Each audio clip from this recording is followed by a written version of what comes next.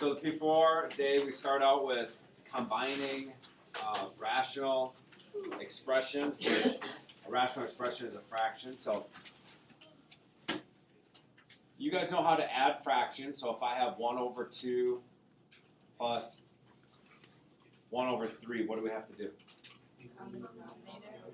We have to get a common denominator.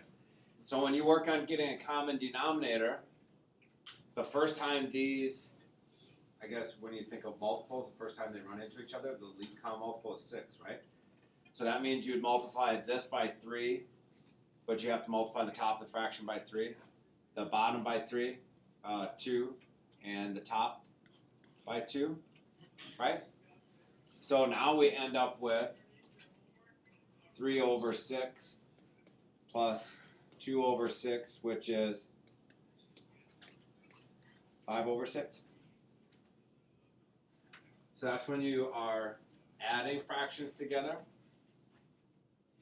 So as we get into the first one, now we have to understand that we're not dealing with adding fractions in that way. What we are doing is we're still working with an equation. Okay? So look at the numbers 6, 3, and 2. Do they have a common multiple? 6, right? So I guess you could call it the least common multiple is 6. So I'm going to do something just a little bit different.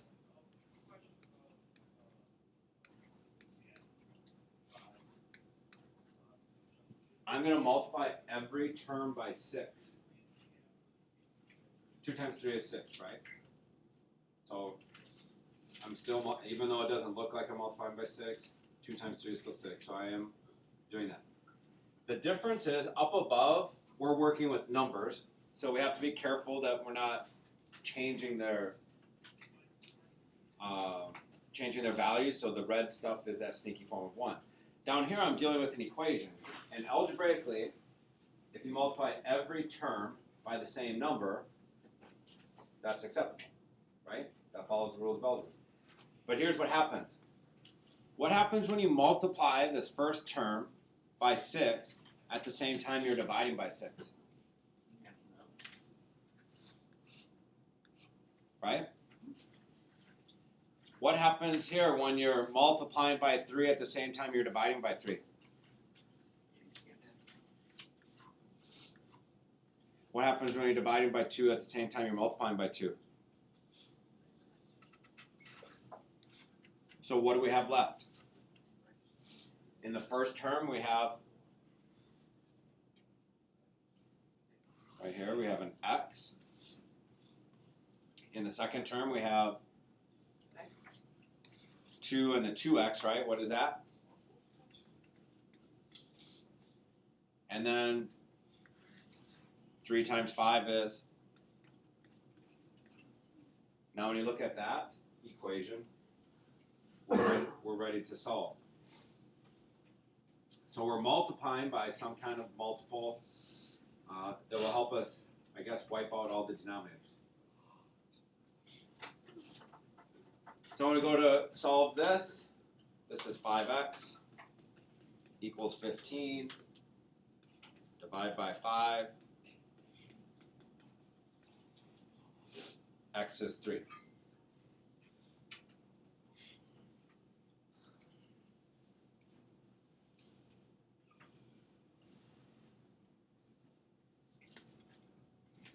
Now, at the beginning, we're supposed to do the graphing and then use the intersection, so we're going to go back now. I actually did the algebraic there to start us off, and we're going to use the calculator to check the answer. Okay, could the left-hand side of the equation, the first one was x over 6. So we say x divided by 6, and we're adding to it 2x, I'm going to put that in parentheses, 2x, and that was getting divided by 3. So that would be the left-hand side of your equation, and then the right-hand side was 3 halves? Not even close, 5 halves. 5 halves, or if you want to type in the 2.5, go ahead. zoom 6. So standard window. So notice the horizontal line is your 2.5 or 5 halves. So then we go second trace, which is going to take us to this calculate menu. We go to number 5, which is the intersection. I only have 2 equations in there, so I don't have to worry about anything. And where do they intersect? You can see that it's when x is 3. Okay? So the graph is helping us verify that we have the right answer. I was gonna. How did you get right exactly to that point?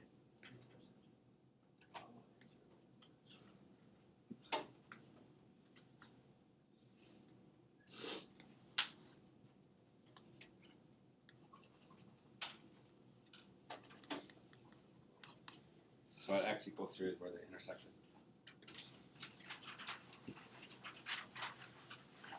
Okay, so we have the same look to the problem, but now look at your denominators. We have x, x minus 3, x squared minus 3x. And you might have heard a teacher at some point tell you, hey, when in doubt, just take all of your denominators, multiply them together, and that will be your common multiple. Because you don't have to necessarily use the root.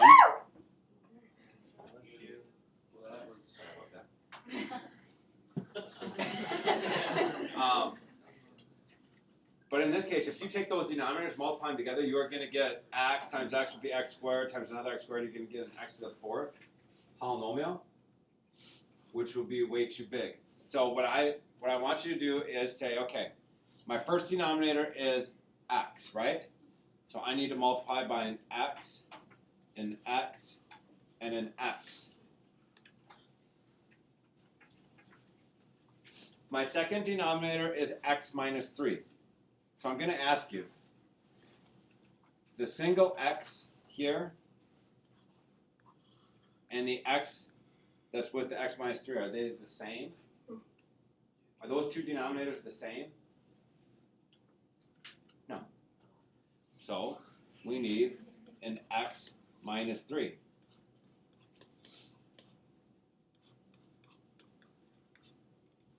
Because the idea is, if you plug a number in for x, the first denominator, let's say you plug in 5, that's 5. The second denominator then is 2. So the plain x is much different than that x minus 3 over there, because we don't know what it is. You subtract the 3. Now, the next denominator is x squared minus 3x. But what I want you to understand, and this will happen a lot, what is x minus 3? So the factors of this are x and x minus 3. Are both of those factors represented in the green and blue things that we're multiplying up top? Yes. Yeah. So I don't need to put them up top again. So everything's there. It's no different than the last problem. When we had 6, we multiplied everything by 6. So the 6 was represented, the 2 was represented, and the 3 was represented, right? And that's why I wrote it out the way I did. So we're going to go back here. If I'm multiplying by x minus 3 at the same time I'm dividing by x, we can get rid of that x. X minus 3 with x minus 3. This time, the whole denominator is gone. So the rule algebraically is, if you determine what you're going to multiply by, every term has to be multiplied by that same thing. Okay, so you can't skip any terms. So now, what do we have on top? X minus 3 times 3x minus 1. 3 and x, and then 9, right? So those are the only things left. What? You simplify it? Yep, you simplify it. So I'm going to pause, let you guys work on it. You're going to FOIL the first 2 sets of parentheses, combine any like terms, And you are going to be working with a quadratic. So what I want you to do is bring everything over to one side and set it equal to 0. And let's see how you do, okay?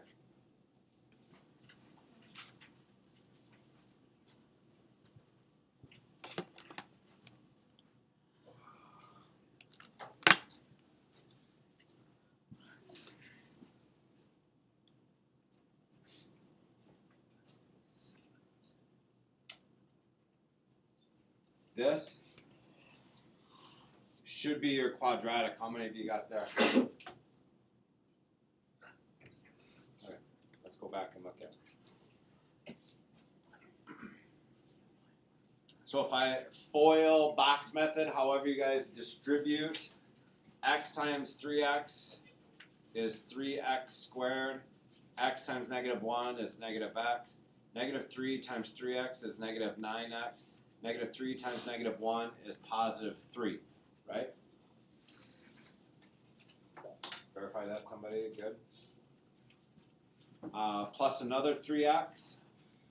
Remember, we're going to bring the 9 over, so that's going to come over as a -9 so that it can be set equal to 0. There's only one x squared term, so that's going out front.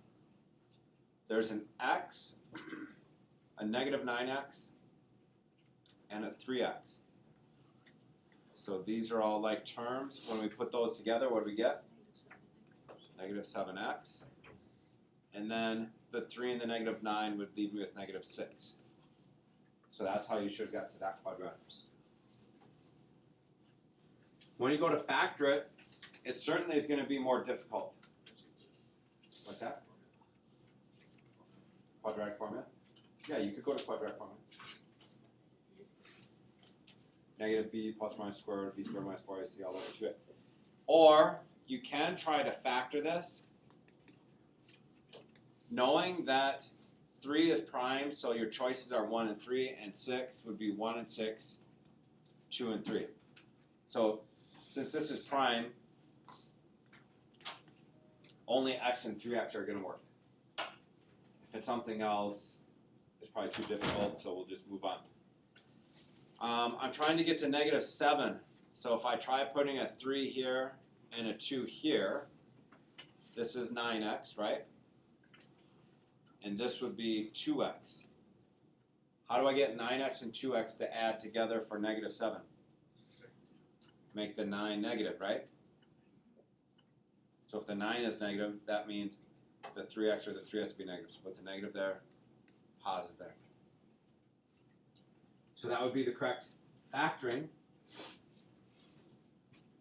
Then off to the side, you would say x minus 3, set it equal to 0, and 3x plus 2, set it equal to 0. So you take your two factors, set them equal to 0.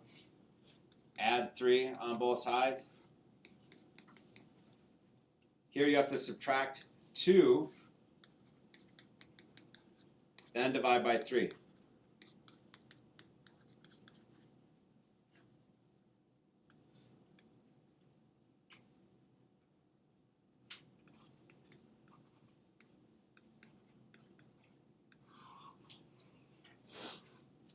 So we're looking at, we found those two answers. Up above, it does say watch for extraneous solutions. What are they telling us?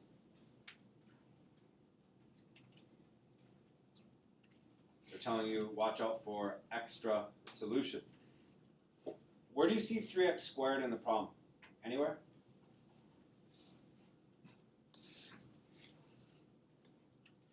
This 3x squared was created by us. We followed rules of algebra. We created an x squared term. Whenever you create x squared, it does allow for another positive or negative to show up, right? That's what, when the x squared is there, you can have positive and negative that mean the same thing. So we have to be careful. So if we try to plug 3 in, what's going to happen?